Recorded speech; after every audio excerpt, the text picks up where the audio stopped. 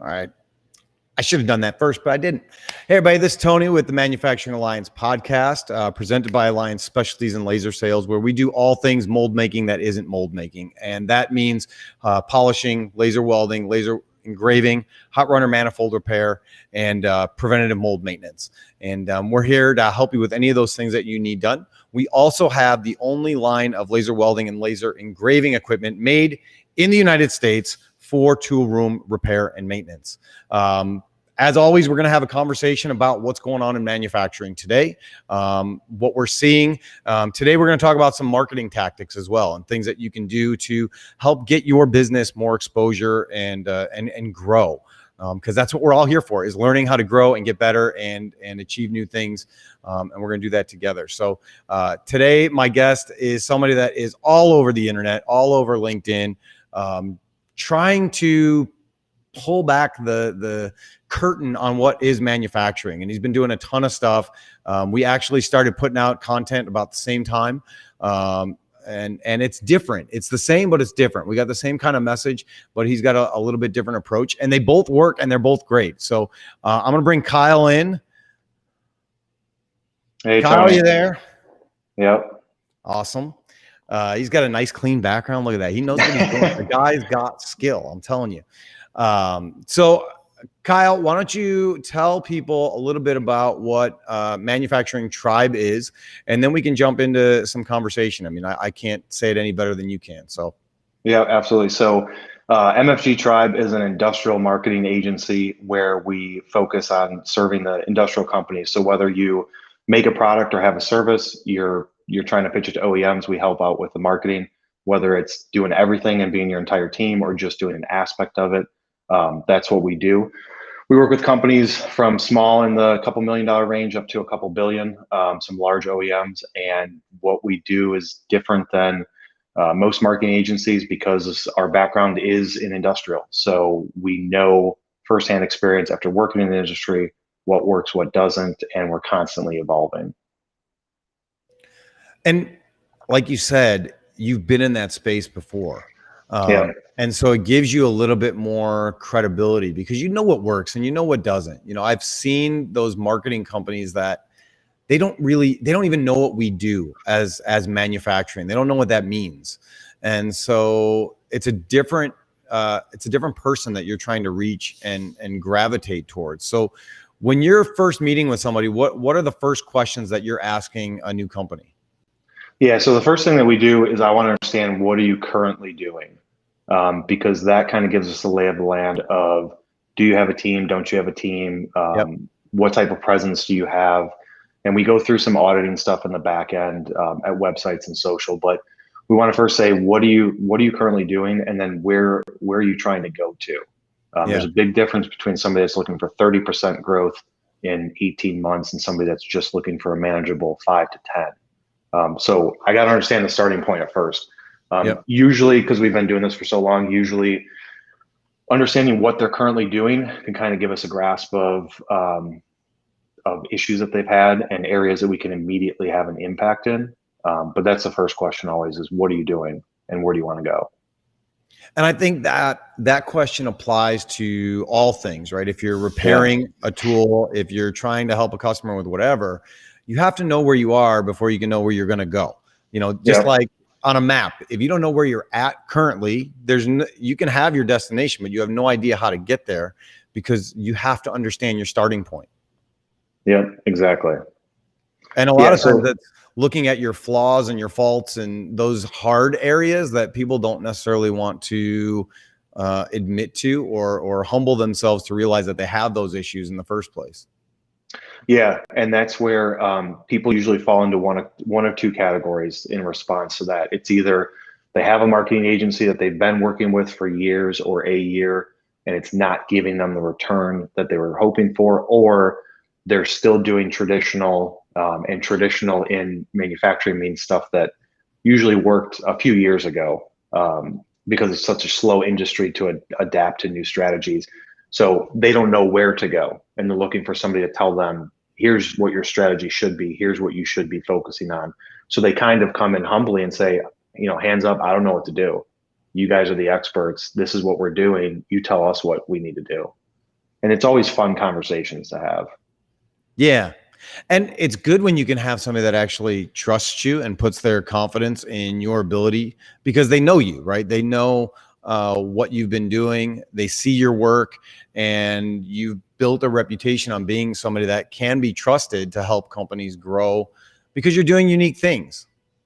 Yeah, and it's taking that exact same sentence that you said and applying it to what they should be doing, right? Right. When they're trying to expand, focus on your brand so that way when you do make that call, when you do finally connect with somebody, they can say, "Oh yeah, I've seen your stuff," or "I've heard of you before," or "I've come across it somewhere."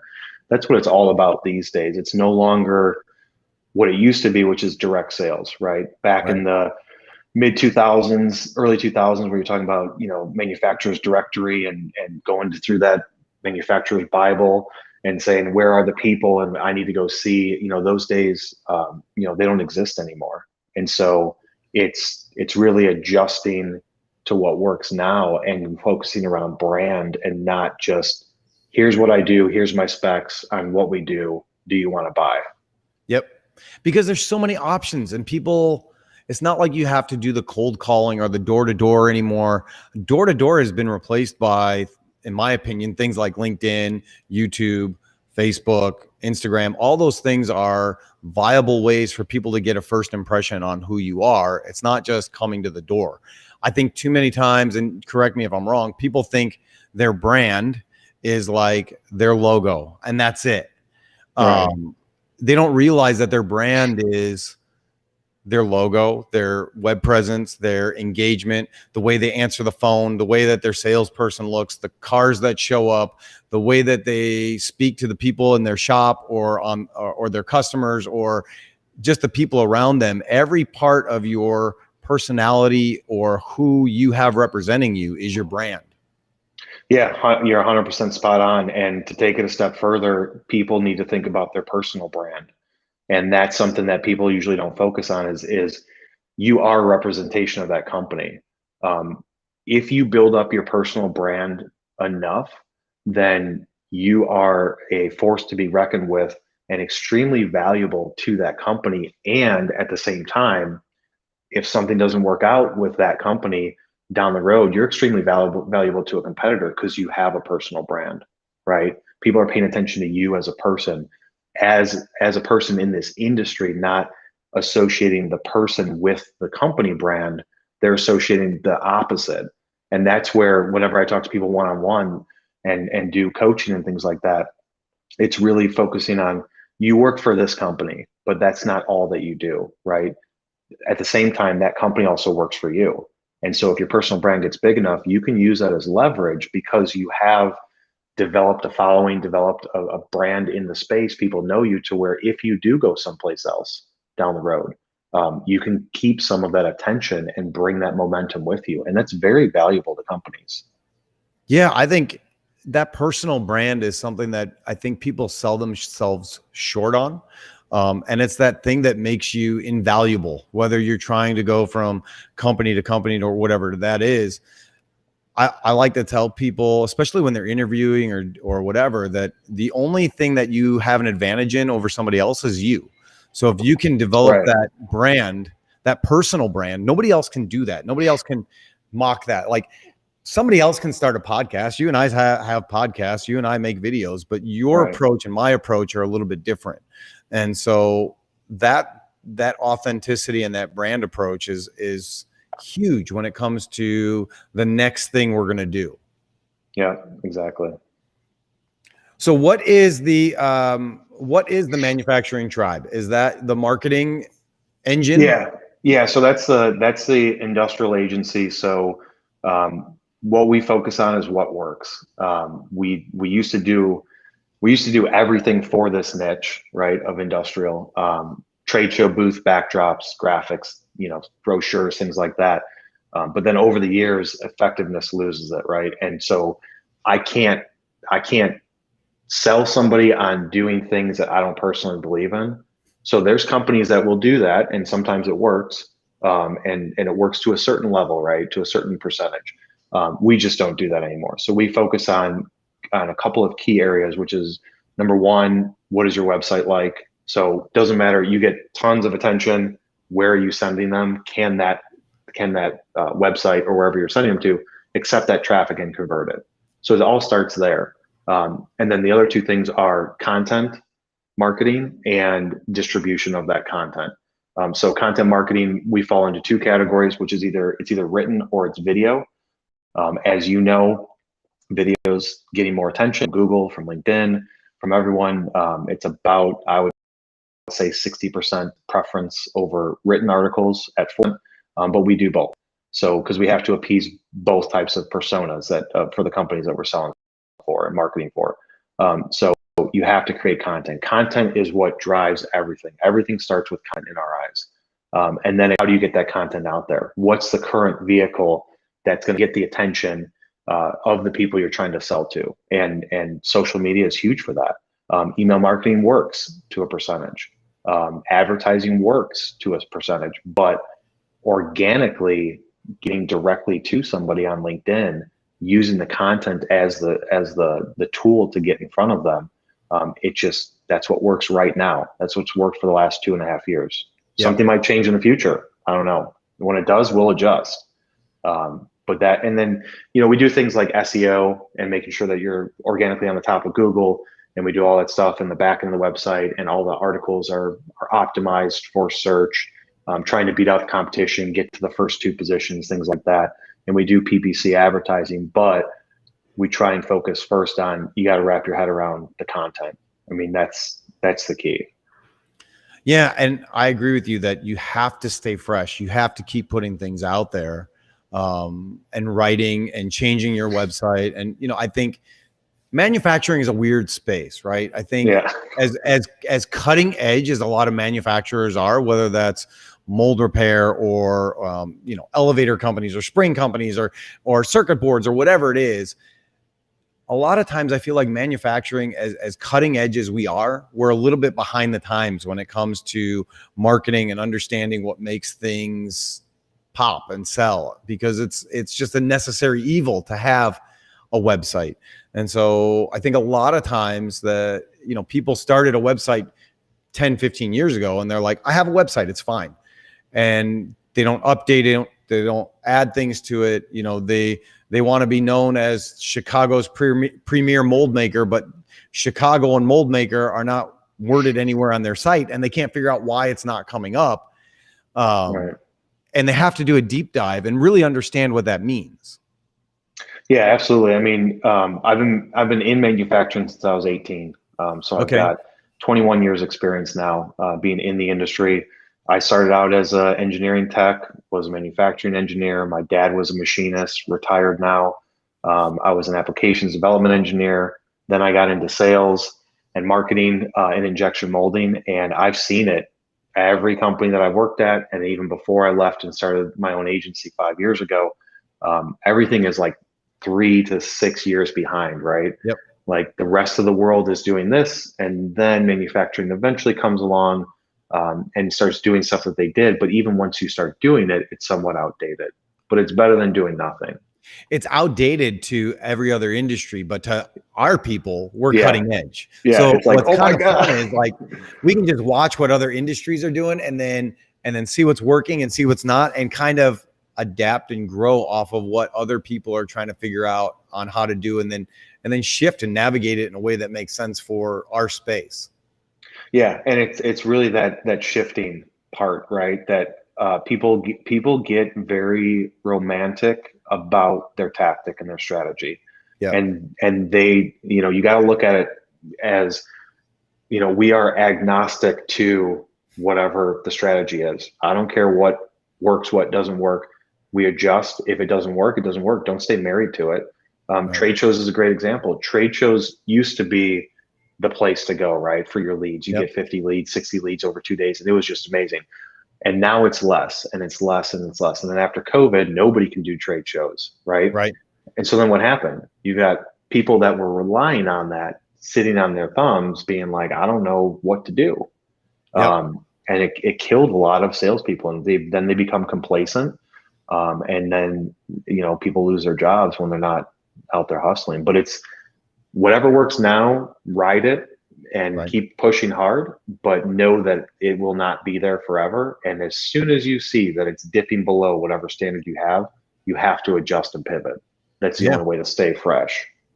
We experienced that. I mean, we were going to probably, and this is low for most companies, we were going to probably 4 trade shows a year, Yeah. spending a ton of money on trade shows and going with the, trailers full of stuff and multiple Yeah. nights and all the dinners. And we've got trade shows coming up this year. We got a Marimold coming up. We're going to be at that. I mean, it's in Chicago, so we're going to be there for that for sure. But I think things have shifted a little bit where, we found ways around it. We found ways to connect other than being at a trade show. And people still needed the stuff, they needed to buy machines or have the services that we provide done for them. And so they found ways to find it. And, Right. and I don't know that trade shows, I mean, I guess we'll find out this year if trade shows are ever going to go back 100% to the way they were with the kind of exposure. I think this year people just want to get out and they want to get back to what they know and start seeing people and, shaking hands, giving hugs, doing all the stuff that they're used to doing. So I think it's going to have a good comeback, but it'll be interesting to see what the results are in it. I know everybody wants to know ROI, right? That's like the big buzz especially with marketing, right? Is it working? Are we doing what we need to do? What's your opinion for people that are only looking at ROI? I mean, sometimes if you're just looking at ROI, then you're probably not doing any marketing because everything's failed your test. If you're just looking at ROI, then you shouldn't be doing any trade shows because the ROI isn't there usually. You have to look at it as there's a certain cost of doing business and there's a certain level that you have to participate to be relevant and present in whatever it is that you do. You can certainly use ROI as a tool to start to gauge what type of spend should you have and when you're going to see a return on it. But it's not as simple as saying, I'm going to buy this piece of equipment. What's the ROI on this piece of equipment? When is it going to pay for itself? Should I invest the $375,000 for it? You kind of got to look at it differently. To a certain level, you're going to be spending, tens of thousands of dollars. You should be spending tens of thousands of dollars a year on your marketing to stay relevant and to push your brand out there. That's just the cost of doing business. Now, that can drive results and it will drive your brand. But if you want to do it quicker, then you need to use certain tools that will get you there faster. But using data, beat into my head when I was an engineer, using data as a tool to gauge and judge things, yes. But if you're just focused on the return, then it's short-term thinking, right? How fast am I going to get my return? That's short-term thinking. When you think short-term, you get short-term results. Yep. You have to know that this is an investment. It's long-term. I know that it'll pay itself off if you're with the right vehicle as a company. Yep. 100%. We talk about that all the time here. Whether it's a magazine ad or writing an article or going on a trade show or whatever that is, the return on investment, you may not see it for 3 years. Yeah. You don't know if the call that you made today is going to impact somebody down the line, and that person may not need to buy anything, but they're going to call somebody else because they heard about you from whatever else you were doing. I think ROI, it's great for, like you said, purchasing a machine, adding a service to your business, things like that. But when it comes to marketing, there's no way to tell, because people just may not need that right now. Especially in manufacturing. Now, if you're looking at, a consumer good, you can find the ROI on that. You can measure that, I think, a little stronger than you can with services, manufacturing services and our industry, because like I said, if people don't need it right now, they don't need it right now. And it's not saying that it didn't do any good. It's just not right now is okay. We tend to send a lot of people to the trade show when we tend to send a lot of people to the trade show when we're going out and doing those. And we have internal conversations like, what's the return on it? Well, I don't know. If Michelle comes and she makes a connection with so-and-so that I couldn't necessarily make, well, that's a really good return on investment because now they have a person. Right. And we don't know that until we experience it. So it's really hard to tell what's going to work and what's not going to work. Yeah, and the thing is, like, manufacturing is selling in industrial is all about timing, right? Like you said, you may make a phone call today, they've got a need, and it's you can get into an RFQ, stage, or Right. they don't, or maybe in 3 weeks it changes. So because it's all about timing, because you don't know, you have to be constantly pushing, because eventually, like in your example, like this person talks to that person, they know somebody, or they circle back with somebody, then the more that you do that and the bigger net that you have that you're throwing out there and pushing those people to start making those connections, the greater chance you're going to have of that ROI coming back to you. And really, ROI, I always look at it as people in finance talk about ROI, Right. because they're the ones that are, that's their job, is to protect the company financially. Sales and marketing people are like, you know, no, we need to do it. We need to do it. Right. And that's that constant clash. I used to deal with it when I was in industrial. It's just finance hates salespeople because they spend too much money on marketing people. And then, we hate the finance people. It's a love-hate relationship. We hate them They because don't get us. yeah. And they're putting the handcuffs on us. Like, you can't spend that. It's like, no, but we need to. We Right. need to do that. Right. What's the cost in not spending it? Like what's Right. the cost if we don't do this? Yeah.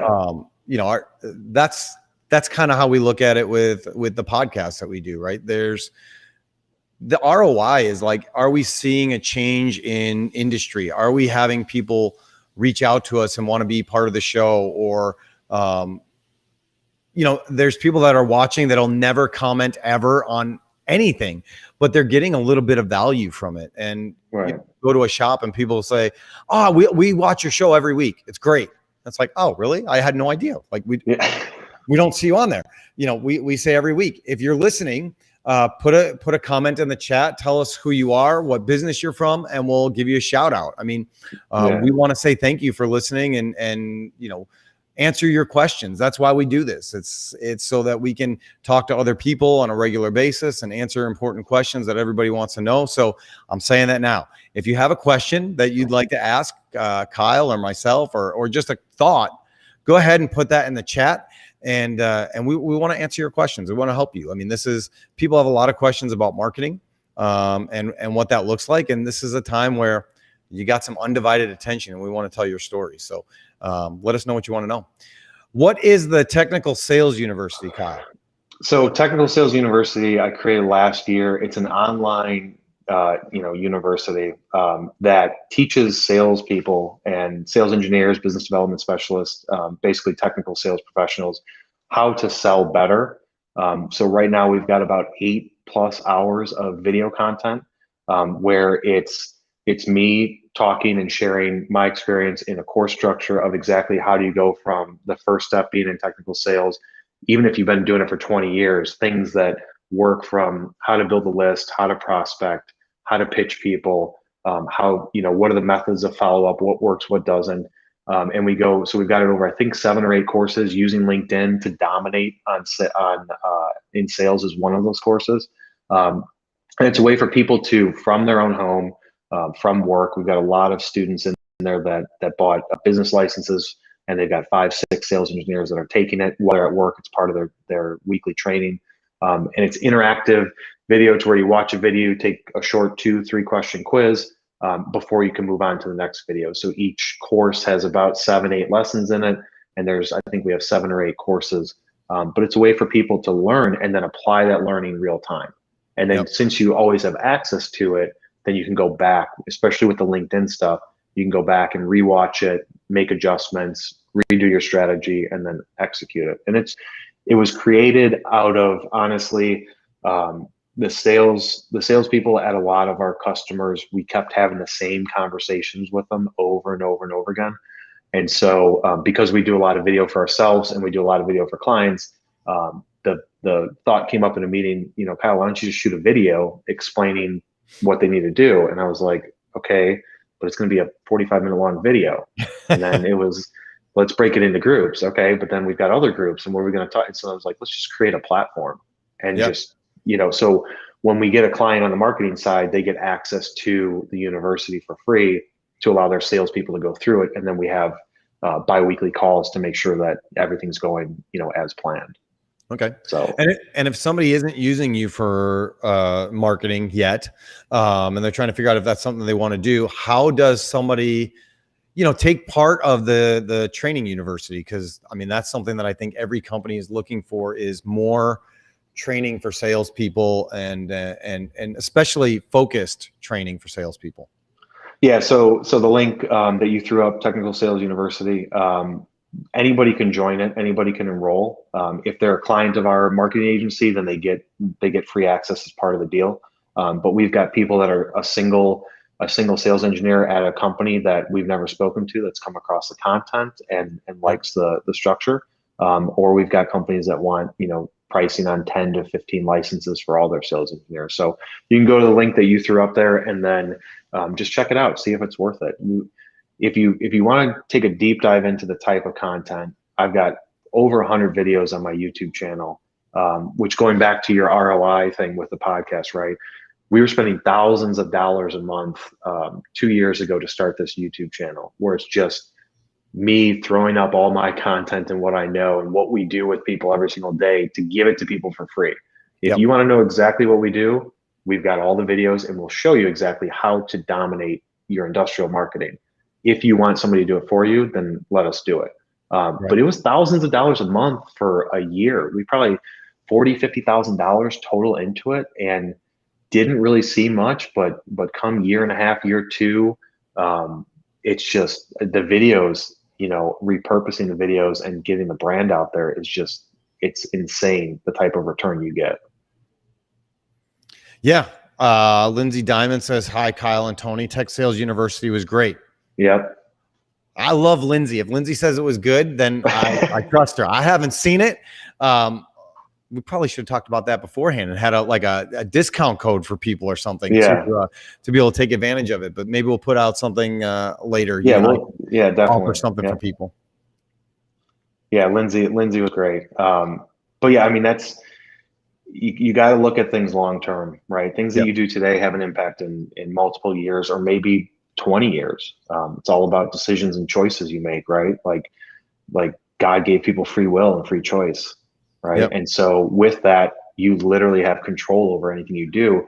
If you choose to do nothing, then you can't expect anything in return. What did I see?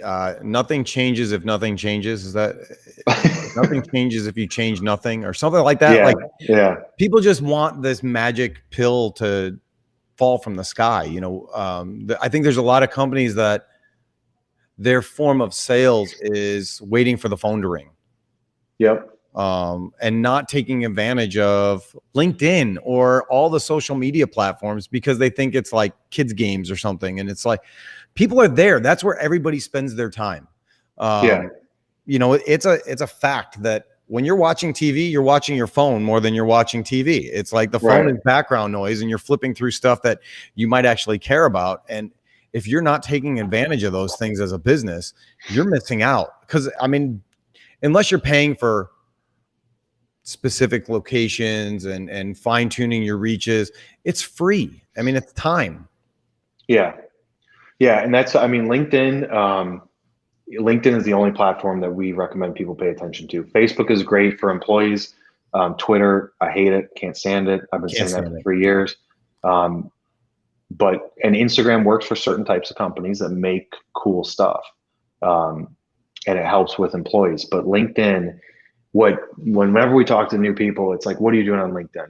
And the salespeople say, I do a search, I find the person, I pick up the phone, I call a company and ask for that person. That's the decision maker. Right. I'm like, okay, it's not a directory though. Right. And that's how you're using it. And what you have to do is you have to build your network. And the number one, even when we tell people you got to build your network, instead of just trying to call that person or find their email address online, connect with them, send a connection request. You'd be shocked how frequently people accept your connection requests. And people say, the commodity manager at this company would never do it, and they do. Right. But the key is, and where we elaborate with that with our clients, is you've got a circle of influence, right? And you've got your decision maker, and you've got all these people around them that are a circle of influence, and you've got different departments that are in meetings with that decision maker that is also a circle of influence. Instead of just going directly after that single decision maker, you need to get your brand in front of the entire team. Yep. So people that are going after commodity managers, go after buyers, purchasing. People that are going after VP of engineering, director of engineering, engineering manager, project development engineer, new product development engineer, go all the way down the line in a company, because there's a greater likelihood that one of those people will connect with you, because you never know how frequently they're on LinkedIn, and True. they can be your cheerleader at that company when you're not there. Yep. There's no way for like that. They won't know you if they don't know you. Right. And so by creating content, which is the pillar, and putting it out there and building out your personal network and sharing that content, eventually they'll see it. And so many times they'll in a meeting at an OEM or at any large company you're trying to sell to, they'll say, I saw this thing from this company, or I've seen it a lot. We should check them out. And then they get contacted from that. But Yep. it's not the direct person, right? It's not the decision maker. It's that circle of influence and people around them, to where ideally, Tony, if you could be connected with every single person at any company you want to sell with, right, you would. I would, yeah. Well, I like people too, so. but that's where ideally that's the ideal state. So always start with the ideal state and then work backwards from there and reverse engineer. How do I get to that ideal state? Well, you got to start with smaller groups and smaller buckets and build it and build and build it. That's what I did. I think it was 3.5 years ago. Went from 300 connections on LinkedIn to now I've got almost 16,000. All in 90% of them in manufacturing.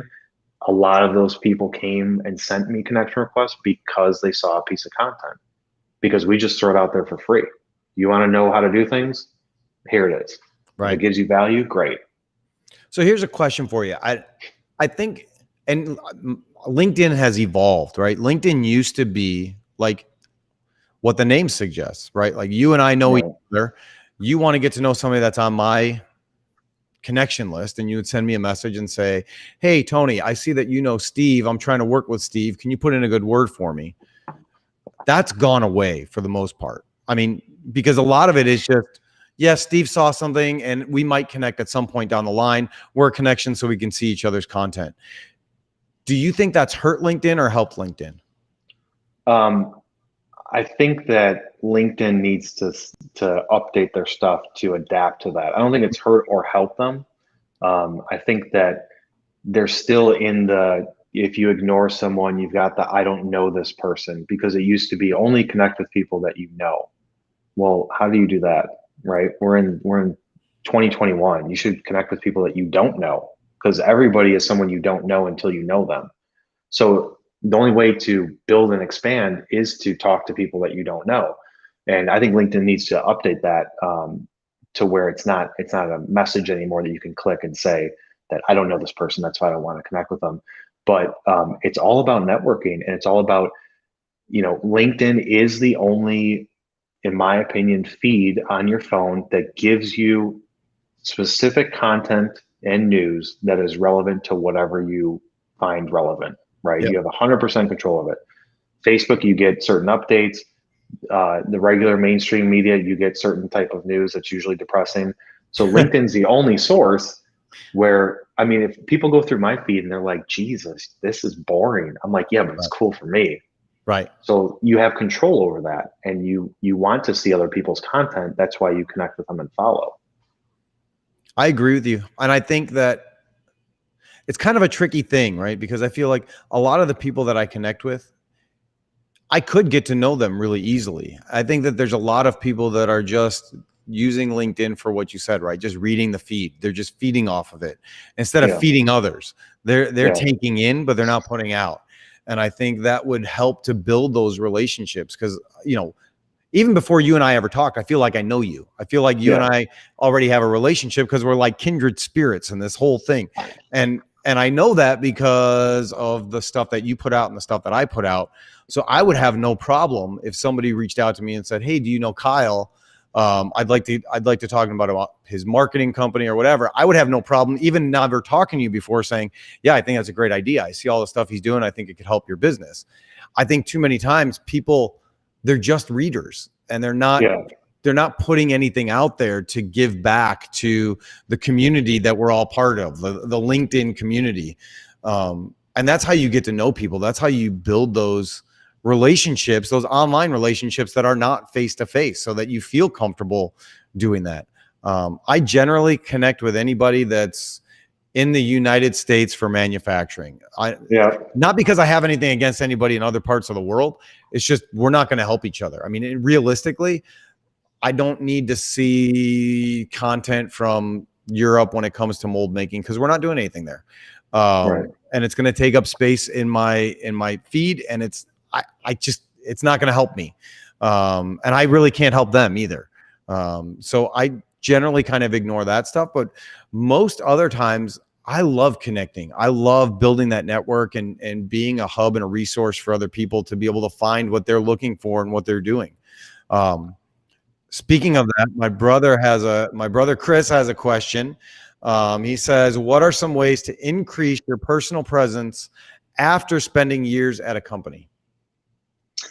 Yeah. So speaking about the personal brand, I mean, it's really doing something and creating something, being the whatever it is within your own personality, right? Going outside of the box, but not expecting somebody to go from doing nothing, creating no content, to selfie videos every single day on the production floor. Right. I think you have to do something and create a personal brand around yourself, whether that's you're producing a lot of written content, you're producing a lot of video content, whatever you're comfortable with, and going a little bit outside of that.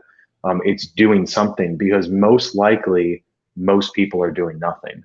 Right. So you're going to stand out by doing something. And usually, like, a lot of times people end up loving it. I mean, I used to be super shy when I was a kid. I've got videos of me when I was 4 or 5 years old. Yeah, my sister's like talking and all this stuff, and I'm like looking around and just like to get me off the camera. And now, after a few years of it, and after 10 years of being in sales, it's like, this is just part of normal life.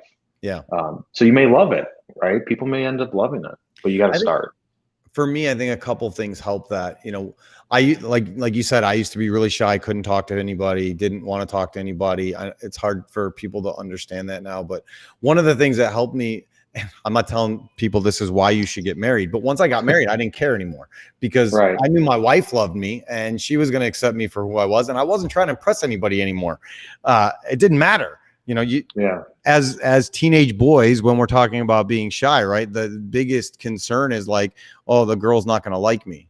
And I don't care if they like me anymore. I got one that likes me, and that's enough. Two, my daughter likes me too. So that's good. There you go. So it kind of like freed me to just let my personality come out, and just that understanding that if people don't like the show, they don't like what we're saying, they don't like the content, whatever, skip it, go past it. I don't care. It's not affecting me. Right. What I am interested in is those 3 people that say that it was really good and I got something out of this, right? So we don't have thousands of people watching this every week, and we may never have thousands of people watching this every week. And that's okay, because I got to meet Lindsay. I got to meet Jen Bender. I got to meet other people that I've formed a relationship with just through doing this little show that we're doing. And I've had people come and tell me that really impacted me, or, when you guys pray at the end, that's awesome. That really helps my day. Those are things that, to me, it's worth it. I don't need thousands of people. That's what is important to me. And so you just got to push the naysayers away, right? Like, haters going to hate. It's fine. Don't like me.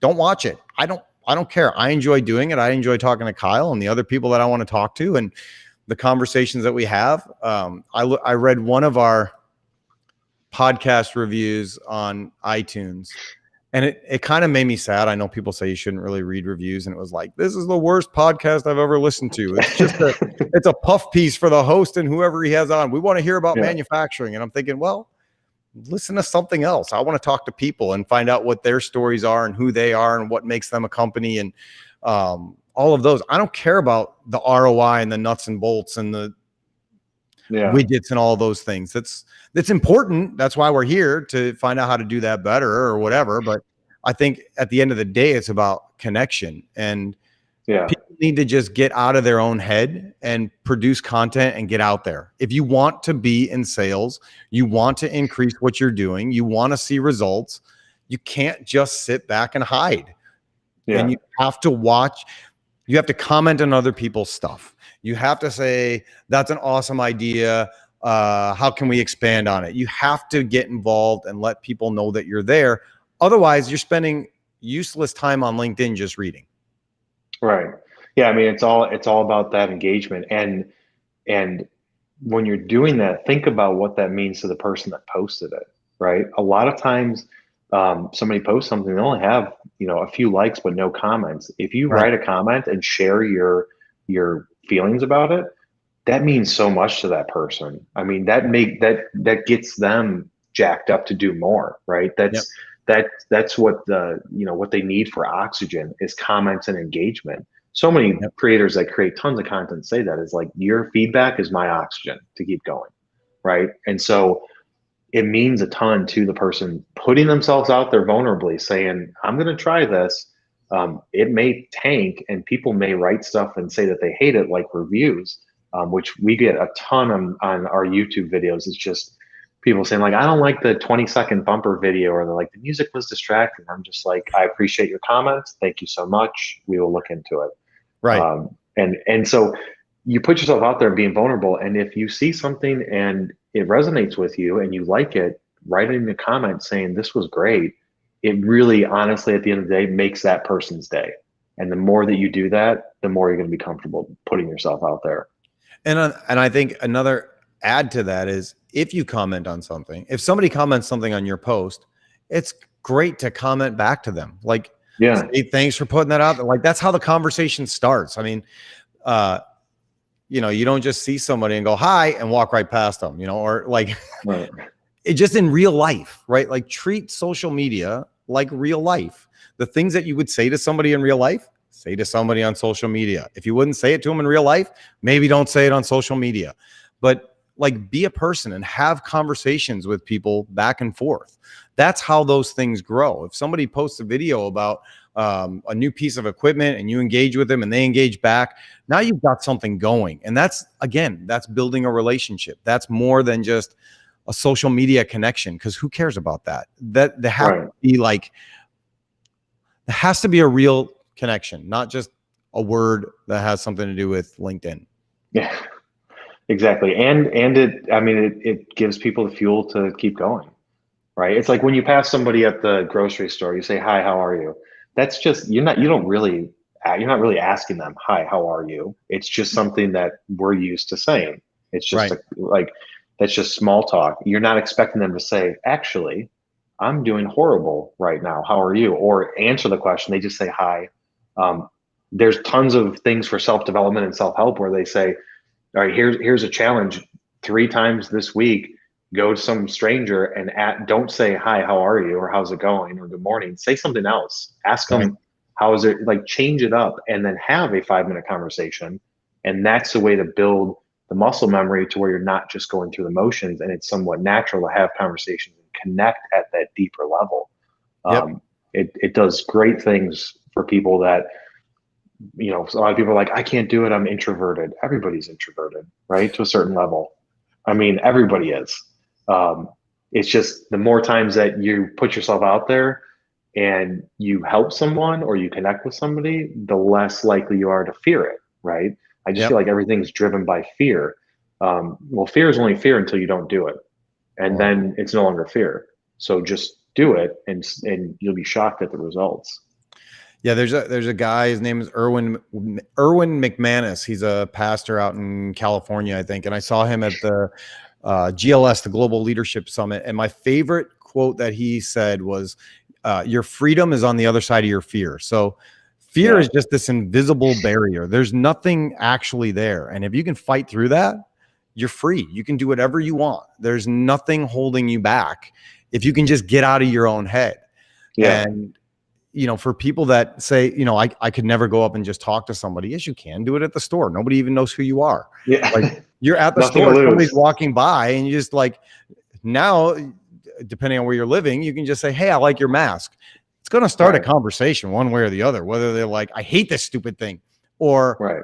thank you. It's going to start a conversation, but it takes just those little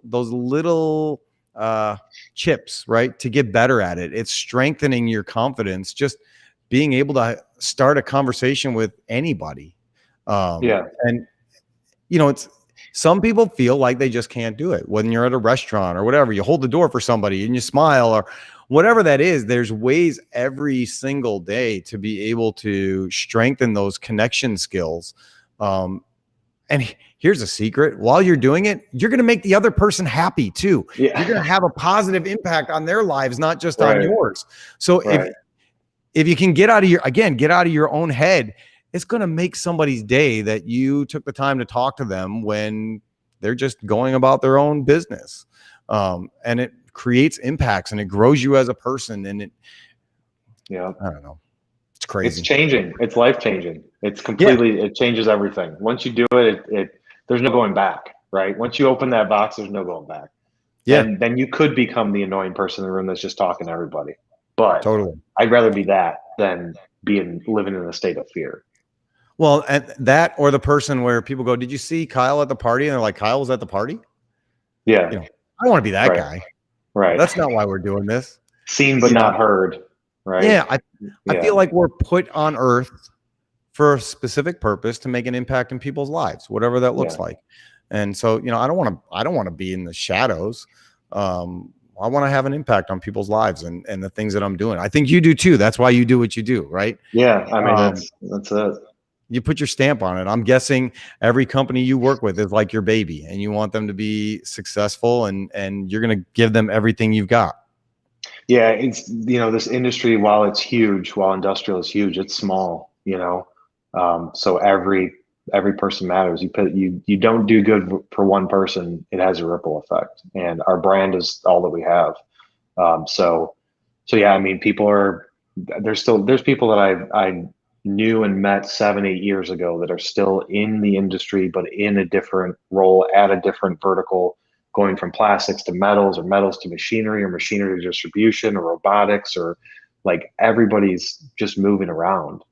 So that's another thing with the networking, is you never know where this person will be next. Yep. And that's why you need to stay close to people, even if you can't talk to everybody on a daily or weekly basis, but helping them in any little way you can is important.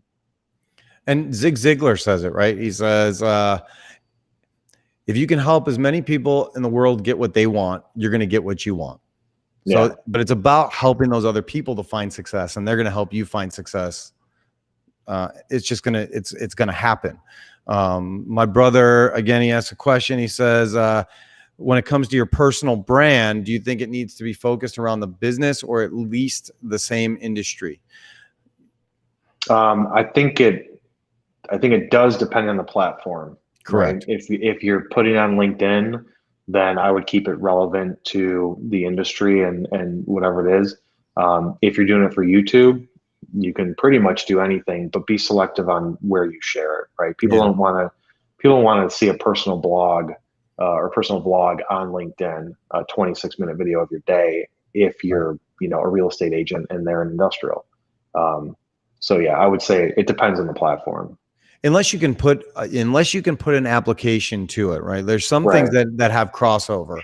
A lot of the writings that we do for blogs, the writings that I do, it comes from personal experience and things that I'm like experiencing right now. And I think that it applies to in a broad way.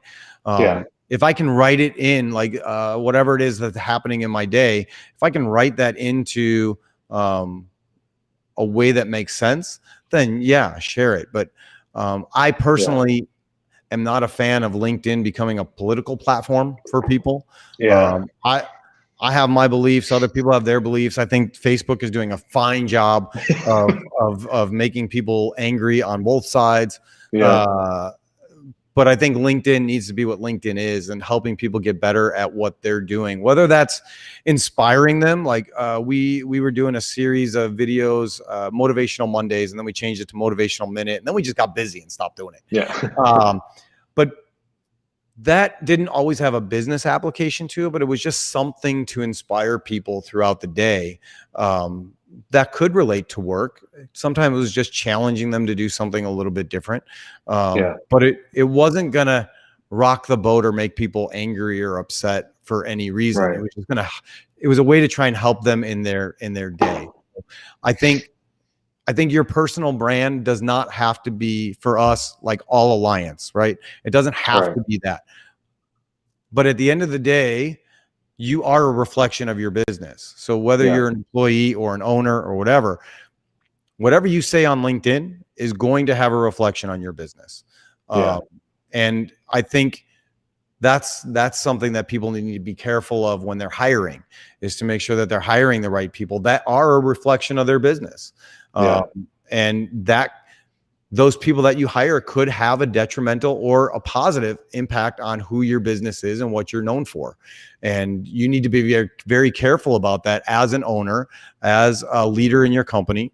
And if somebody posts something that you're not comfortable with, you have to be a leader. You have to go up to them and say, listen, I appreciate your effort and that you want to be engaging on LinkedIn, Facebook, blah, blah, blah, blah, blah, blah, blah.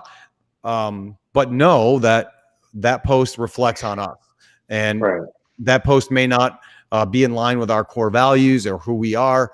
And that's something that we have to be very cognizant of, because we are a reflection. Yeah. Once you put it out there, it's out there, you know, you can't take it back. So being careful of that too, filtering it. There's plenty of times I wanted to say plenty of things on LinkedIn, but I just keep scrolling because I don't need it out there.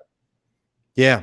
And again, I think sometimes Facebook is better for that. No, everything on Facebook is a lie anyway, so it doesn't matter. Right, exactly. So at the end of our show, we always go through and we do prayer requests. We do a prayer at the end because we started this show to bring a little bit of positivity and optimism in people's lives. And I think prayer is one of the strongest ways to do that. So if you have any prayer requests or thoughts that you would like us to be praying for, please put that in the chat and we will we'll get those out to everybody. Do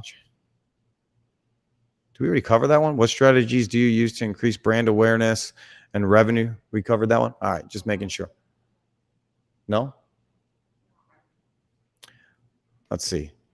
Kyle, what are your thoughts? What strategies do you use to increase brand awareness and revenue throughout the industrial sales process? Revenue, there's the big word.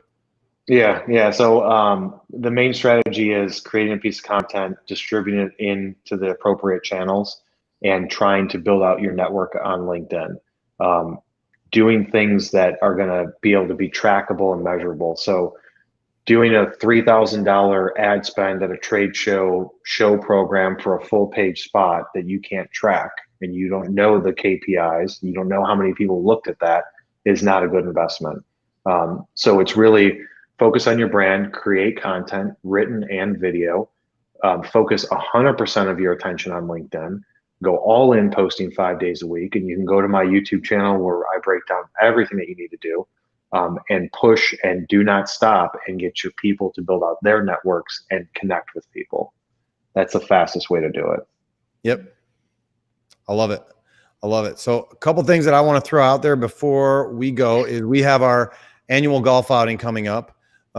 It is September 24th. September 24th at Countryside Golf Course. We are attempting to have 240 golfers. So we're putting it out there. It's going to be probably the industry's largest golf outing. And we're doing that in conjunction with AmeriMold. So AmeriMold is ending on the 23rd. We think people should stick around an extra day and do some real networking and join us on the course. We're going to have beer from Crystal Lake Brewing Company again. We're going to have plenty of games and ridiculousness. It's not an outing for people that take golf seriously. Outing, I mean, realistically, this is an outing for people that want to get out, have fun, network, and make an impact on people's lives. So this year we are raising money for iWarriors again.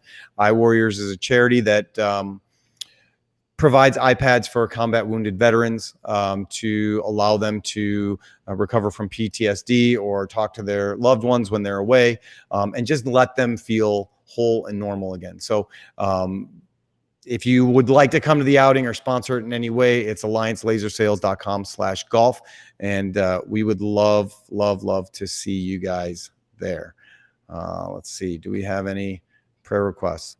We don't have any prayer requests. Kyle, do you have any prayer requests? I don't at the moment. Our pastor at church says, if you don't have prayer requests, we'll pray for your suffering, because suffering brings reason for prayer. I'm not going to do that to you though, because that's mean to catch you off guard with.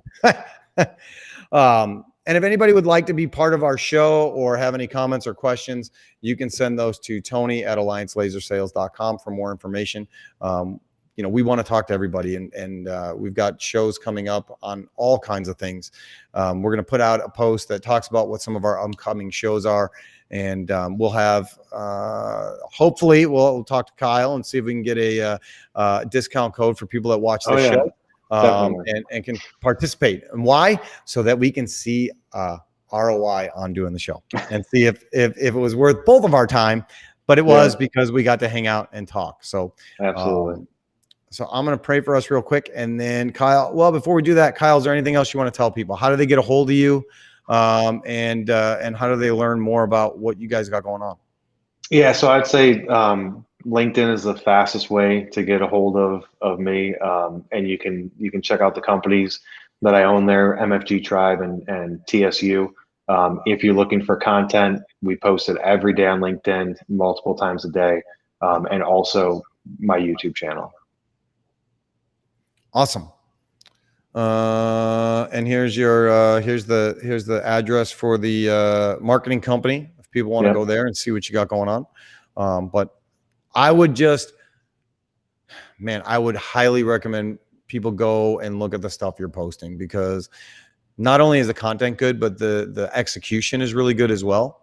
You can tell you can tell that you know what you're doing, and you take it seriously, and it's not just a whim. You're actually trying to make people better and make industry better. And for that, I really appreciate it. I appreciate what you bring to our space. So thanks, Tony. Thank you for being part of the show and for joining us and just sharing a little bit of your knowledge. I'm going to pray for us, and then we're going to get out of here. So Heavenly Father, thank you for today. Thank you for this platform. Thank you for Kyle and his knowledge and the things that you have given him strength to do. And we just pray for our industry, our country, the people in it.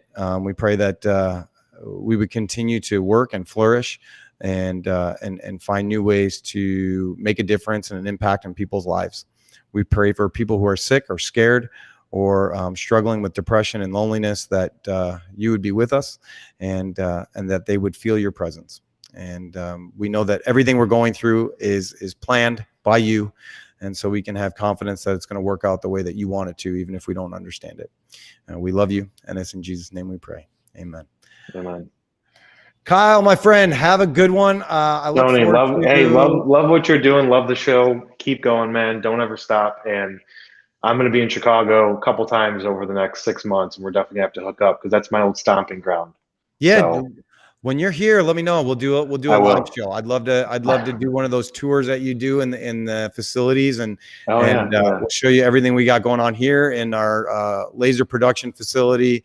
We got a lot of cool stuff going on. I'd love for you to be a part of it. So absolutely. Thank you, my friend. Thanks, Tony. Take care. All right, but I just want to say thank you once again for watching the show, for listening to the show, for being part of the Manufacturing Alliance. And that's going to mean something different coming up soon. We're going to have more details on that, where you can actually be part of what we have going on. It's going to be something cool. So stay tuned for that. But until then, we look forward to talking to you next week on the show. And if you have any questions, like I said, you can reach out to me directly at Tony@alliancelasersales.com. But until then, on behalf of myself, Kyle, and the entire Alliance family, take care and God bless.